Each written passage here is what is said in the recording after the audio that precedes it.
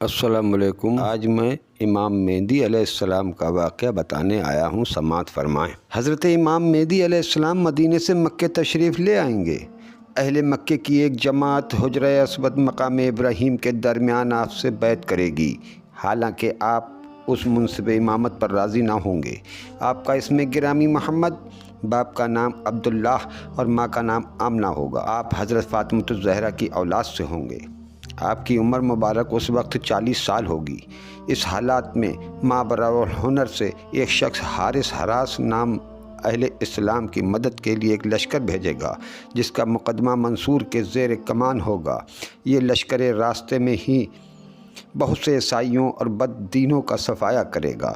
ظالم سفیانی، جس کا اوپر ذکر ہوا، اپنا لشکر امام مہدی کے مقابلے کے لیے بھیجے گا، جو شکست کھائے گا۔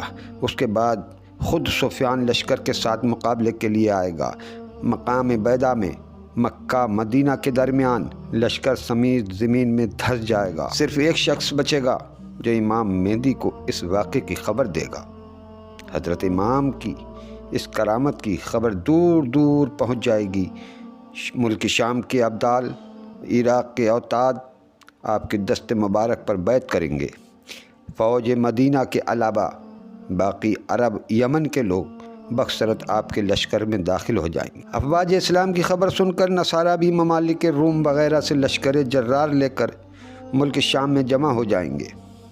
لشکر کفار میں 80 جھنڈے ہوں گے، ہر جھنڈے کے تلے 12,000 سوار ہوں گے۔ امام مہدی مکے سے باغرض زیارت مدینہ منورہ جائیں گے اور وہاں سے ملک شام پہنچیں گے۔ حلب یا دمشق کے نواح میں لشکر کفار سے مقابلہ ہوگا۔ حضرت امام کے لشکر کا تہائی حصہ بھاگ جائے گا، جن کی موت کفر پر ہوگی، اور ایک تہائی شہادت سے مشرف ہوگا، باقی تہائی فتح پائے گا۔ دوسرے روز امام موصوف نصارہ کے مقابلے کے لیے نکلے گا۔ مسلمانوں کی ایک جماعت عہد کرے گی کہ بغیر فتح پائے یا شہید ہوئے میدان سے واپس نہ آئیں گے، یہ سب کے سب شہید ہو جائیں گے۔ اگلے روز پھر ایک جماعت یہی عہد کرے گی اور جام شہادت نوش کرے گی۔ اسی طرح تیسرے دن بھی وقوع میں آئے گا۔ چوتھے روز باقی اہل اسلام کفار پر فتح پائیں گے، مگر اس سے کسی کو خوشی نہ ہوگی، کیونکہ اس لڑائی میں بہت سے خاندان ایسے ہوں گے جن میں 100 میں 1 بچا ہوگا۔ اس کے بعد امام موصوف نظم و نسق میں مشغول ہوں گے اور دنیا کو عدل و انصاف سے بھر دیں گے۔ پھر ایک سخت لڑائی کے بعد قسطنطنیہ فتح ہو جائے گا۔ جب اہل اسلام غنائم قسطنطنیہ تقسیم کر رہے ہوں گے تو شیطان آواز دے گا کہ دجال تمہارے اہل اولاد میں آ گیا ہے۔ یہ سنتے ہی غنائم چھوڑ کر دجال کی طرف متوجہ ہوں گے۔ 10 سوار بطور تلیہ خبر لانے کے لیے بھیجیں گے۔ ان کی نسبت حضور رسول کریم صلی اللہ علیہ وسلم نے فرمایا کہ میں ان کے نام، ان کے باپوں کے نام، ان کے گھوڑوں کے رنگ پہچانتا ہوں، اور وہ اس وقت روئے زمین پر بہترین سواروں میں سے ہوں گے۔ یہ افواہ غلط ثابت ہوگی۔ لشکر اسلام جب قسطنطنیہ سے روانہ ہو کر ملک شام پہنچے گا تو جنگ عظیم سے 7ویں سال ملک شام عراق کے درمیان ایک راستے سے دجال ظاہر ہوگا۔ اس کے ظہور سے پہلے 2 سال قحط رہے گا۔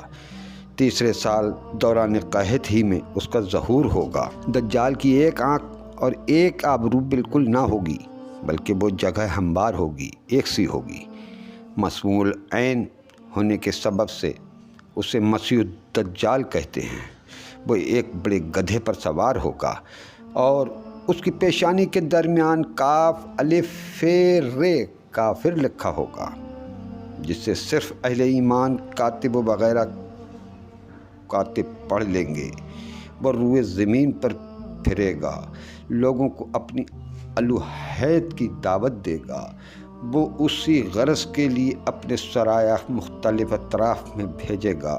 اس کے ساتھ ایک باغ ہوگا جسے وہ جنت کہے گا، اور ایک آگ ہوگی جسے دوزخ بتائے گا۔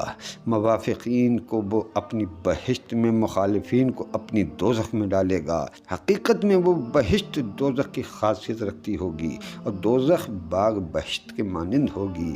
اس کے پاس اشیاء خوردنی کا بڑا ذخیرہ ہوگا، اس میں سے سے جسے چاہے دے گا۔ لوگوں کی آزمائش کے لیے اس سے خارق عادت انور ظاہر ہوں گے۔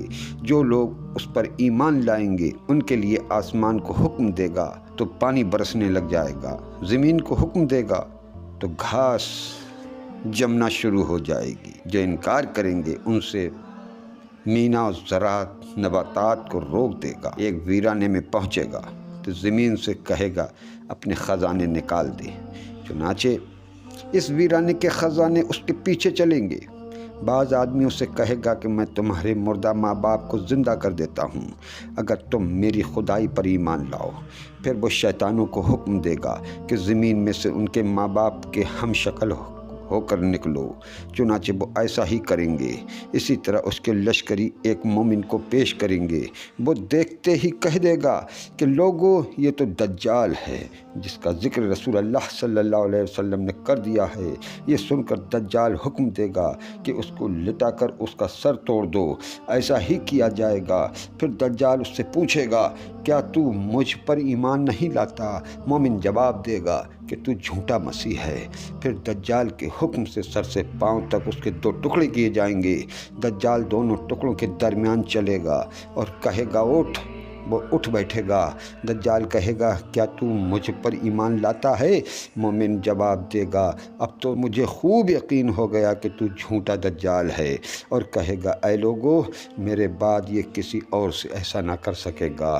بعد ازاں دجال اسے ذبح کرنا چاہے گا مگر نہ کر سکے گا اور اسے اپنی دوزخ میں پھینک دے گا، مگر وہ اس مومن کے لیے جنت ہو جائے گی۔ حضور اکرم صلی اللہ علیہ وسلم نے فرمایا کہ وہ مومن اللہ کے نزدیک بڑا شہید ہوگا۔ الغرض دجال مختلف مقامات پر جائے گا۔ ملک شام سے اصفہان میں پہنچے گا، وہاں 70,000 یہودی اس کے پیرو بن جائیں گے۔ پھرتا پھراتا سرحد یمن پر پہنچ جائے گا، وہاں سے مکہ معظمہ کا قصد کرے گا، مگر فرشتوں کی محافظت کے سبب اس میں داخل نہ ہو سکے گا۔ پھر مدینہ منورہ میں پہنچے گا۔ اس وقت مدینہ طیبہ کے 7 دروازے ہوں گے، ہر دروازے پر 2 فرشتے محافظ ہوں گے، اس کے شہر کے اندر داخل نہ ہو سکے گا۔ یہاں سے وہ لوگوں کو گمراہ کرتا ہوا ملک شام کی طرف روانہ ہوگا۔ یہ ویڈیو اگر آپ کو اچھی لگی ہو تو لائک کر دینا، عین نوازش ہوگی۔ فقط آپ کا خدمت گزار۔ السلام علیکم۔